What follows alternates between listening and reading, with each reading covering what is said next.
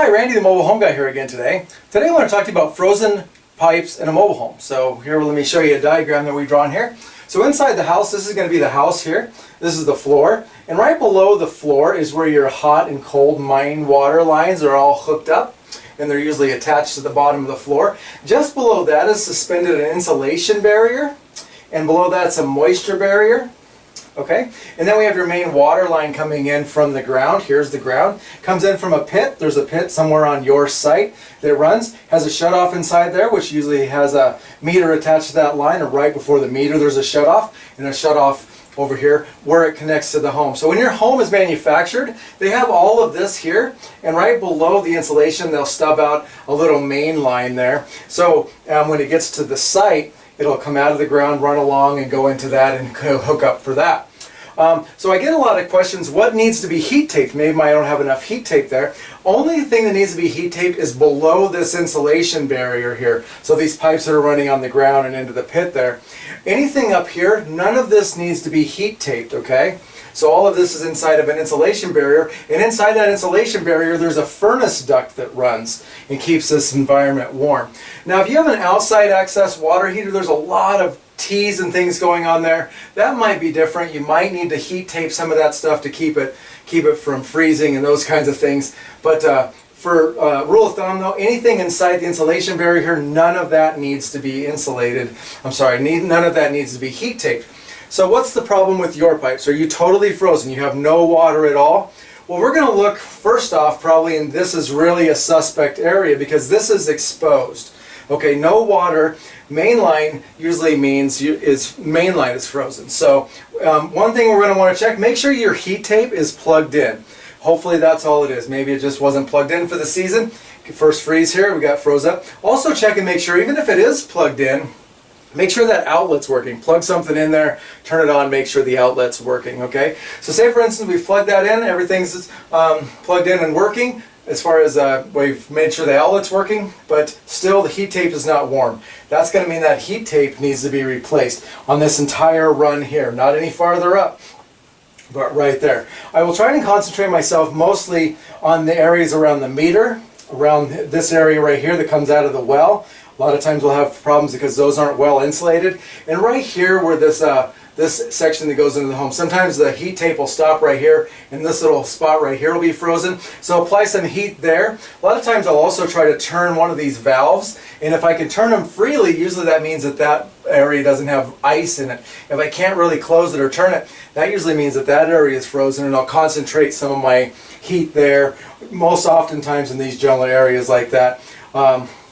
So say for instance you have a different problem. You have cold water but no hot water. Well, we can see that the water runs in here, breaks off, goes to all the colds, breaks off and goes into the water heater, and then comes out hot and into a T. So if I have cold water but no hot water, that would mean that all of these things here are fine, all of this is fine, all of the cold water lines are fine. So I would be concentrating on where it breaks off from the cold and into the water heater, and then off and breaks into the T here. Okay, so I would concentrate my heat in those general areas, meaning leave this alone if you have cold water. If you have cold water, all of this is good, okay? So say for instance I have water in this end of the house but not water in this end of the house. Still, all of this is good, water heater's good, those T's are good, but most likely you have a break in the insulation barrier here, and these have been allowed to freeze. So I would concentrate on looking for areas like that.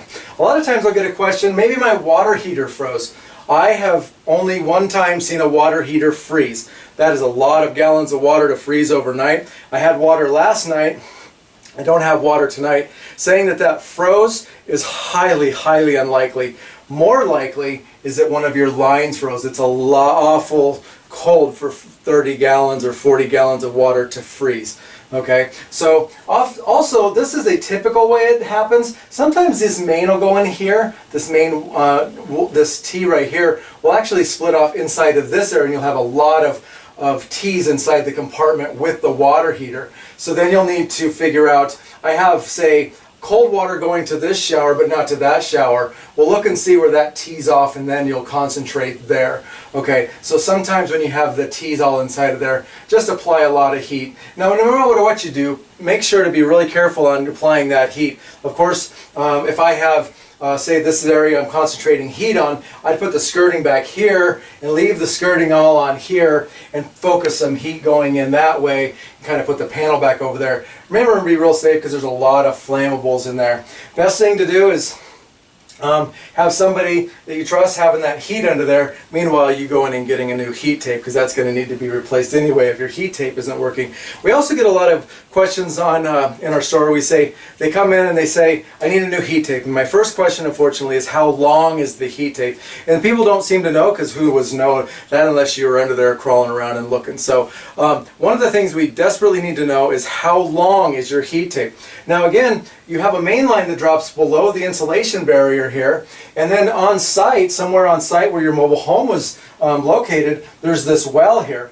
Now, we don't know how far apart those are. This could be right here close to underneath. This could be on the other side of the home. So one of the main things you need to know before you go to get a heat tape is how far away this is. So from here all the way into up here, all of that needs to be heat taped. So remember, if we're 20 feet from here to here, we also have 3 feet of rise and a couple feet down, so that would mean 25 feet. So just remember that you're adding up all the rises. And if it snakes over that way, we do need to make sure that we account for those things, okay? So major idea before you leave the house to get a new heat tape is to measure that. And we're going to put heat tape on it, and then we're also going to insulate that, okay?